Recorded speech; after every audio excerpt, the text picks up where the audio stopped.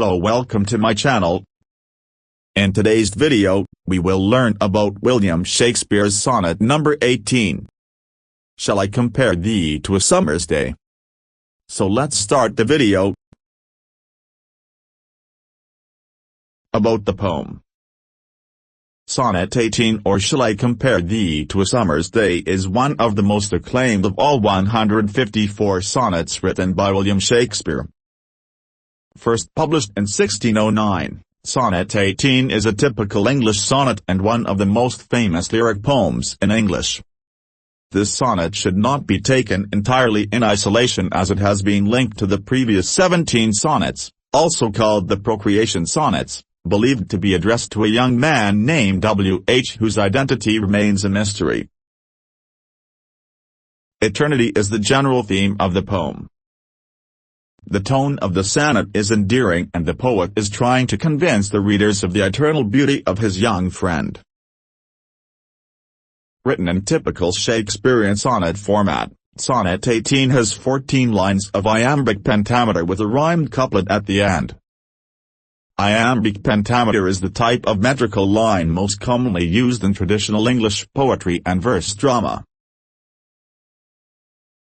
William Shakespeare opens the poem with a question addressing his friend, "Shall I compare thee to a summer's day?" The speaker is in confusion about whether he should compare the young man's beauty with that of summer or not.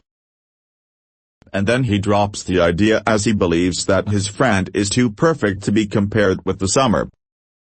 In the next line he emphasizes that his dear friend is more lovely and temperate than the summer. Whereas the summer is extreme with its harsh days, his love's beauty is gentler and more restrained than the summer. The speaker has personified summer here. He says that the violent summer winds are a threat to the beautiful new flower buds that popped up in the early summer. He argues that summer doesn't last very long, it will end and is only for a short lease. The summer must abide by the agreements made to the weather. Further explaining, using personification of nature, the poet says that sometimes the sun, the eye of heaven, is too hot and sometimes too dim due to clouds. So, the poet refers to the sun as the eye of heaven and the golden face of the sun as his gold complexion. The poet is praising the beauty of his beloved friend indirectly by showing us the shortcomings of the otherwise beautiful summer season. The speaker says that everything changes with time. Even the most beautiful things fade and lose their charm. He says that all the beautiful things, every fair, will eventually become less beautiful, declines, from the previous state of beauty, from the fair. This degradation happens by chance or by the rule of nature, nature's changing course, which remains unmodified, untrimmed. Here the word untrimmed may also be taken as untrimmed sails on a ship. It explains that nature is a ship with sails that aren't adjusted according to the course of the wind for a better course. Though the beauty of things declines with time, the beauty of youth that is his beloved friend will not degrade. The beloved's summer, that is his happy summer days, is eternal and will never fade of its charm, nor will the beauty of his friend, fair thou owest.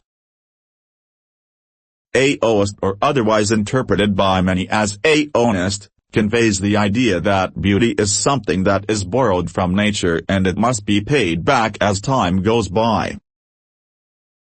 Death will not be able to boast, brag, seeing the lover wandering under its shade.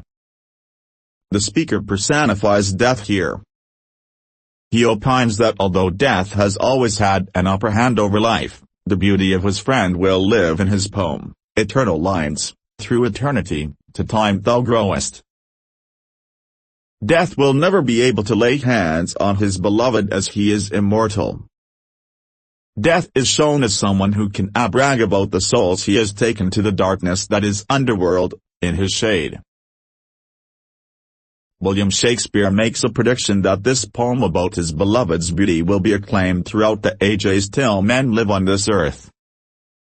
As long as life will go on, His poem will be read by men and women, and through his poem, his love will also live.